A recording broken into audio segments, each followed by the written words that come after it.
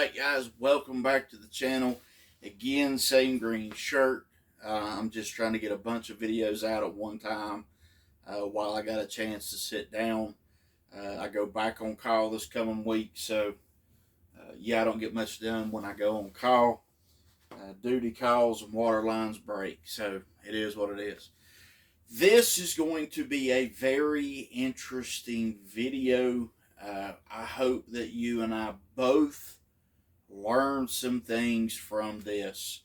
I was down at Three Guys Outfitters several weeks ago, and Johnny breaks out a gun. He's like, "You got to check this out." Of course, he showed me several guns. Love those guys down there, especially Turtle.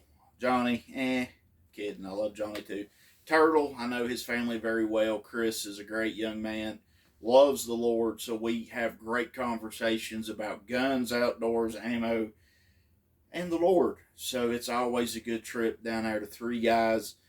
But they show me a gun that they weren't going to sell in a 6mm Remington that was really nice. So they had a guy who was getting older. He had several wildcat guns and oddball varmint cartridges. Big coyote hunter. He's getting older, wasn't able to do what he had in the past, decided to sell all his guns. So they picked up those guns, and they showed me one that I'd never heard of before, and I really liked it. But I wasn't really interested in buying it, but my buddy at work, I knew would. So I hollered at him. He goes and looks at it, and he buys it. So here is the gun. Yes, it is rebarreled. It is rebarreled. For you guys that love the Remingtons, I love the Model 7 Remingtons. I have it in a 7mm 08, but this is a Remington Model 7 in 300 blackout, or is it? No, it's not. It's actually been rebarreled into a cartridge called the 20 Vartarg. Vartarg. I thought, is that German? What is that? I don't know. We'll get to that in a second. So I haven't looked too much at this gun. I'm really, let's see.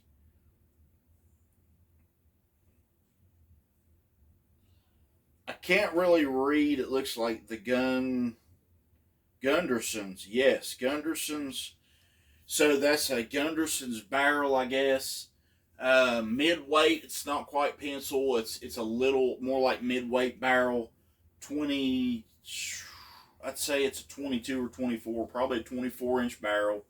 It is on the Model 7 rifle platform, so it's really a nice gun. I asked him about if he was going to Cerakote that barrel or anything, and he's like, "No, right now I just want to know if it shoots." So the 20 Vartarg. The 20 Vartarg is actually still considered, as far as I know, a wildcat cartridge. I'm trying to think. 96. I think it came out of 1996 by a guy named Todd. I think it was Kinder or something like that. So the 20 Vartarg also, interestingly, gets its name from two separate words.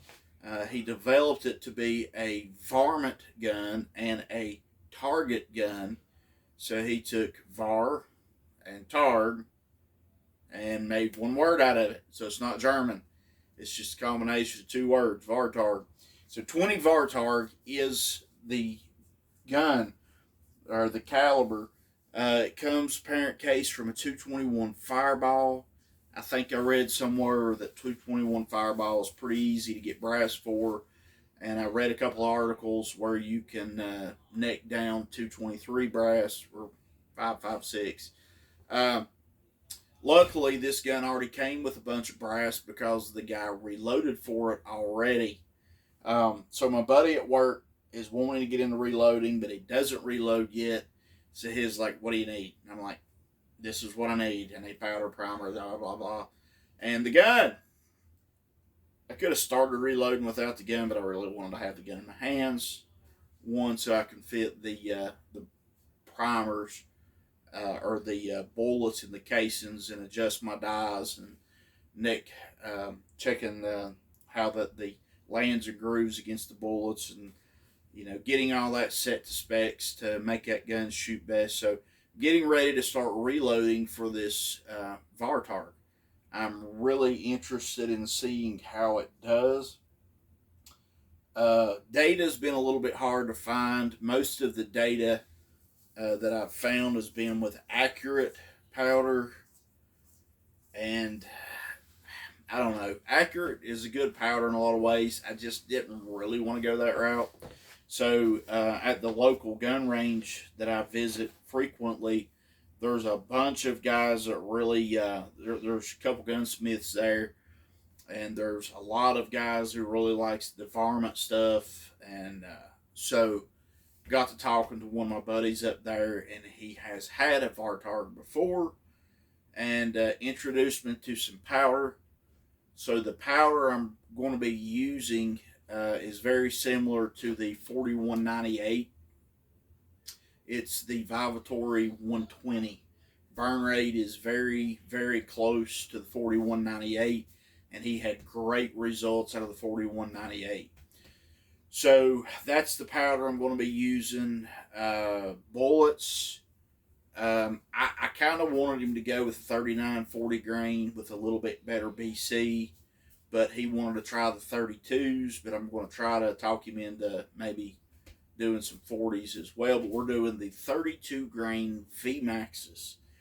Now, a lot of the data that I've found show 3,800 feet per second is very achievable, but I want to show you the difference. Now, I said earlier in another video, this is a Browning 22-250 and 55 grains, and the box velocity out of the muzzle is 3,800 feet per second. I'd say probably, and I haven't chronographed them, it's probably more like 3750-ish. It's usually not quite what they say it is, but occasionally it is. But 20 Vartarg, 22-250. That's pretty close. That is a big difference in powder capacity. That's a lot. Looking from the back end, hopefully you can see this. I don't know. Well, hopefully you can. There's a pretty good difference in size of just the cartridge in any way. I haven't measured anything, just looking at them.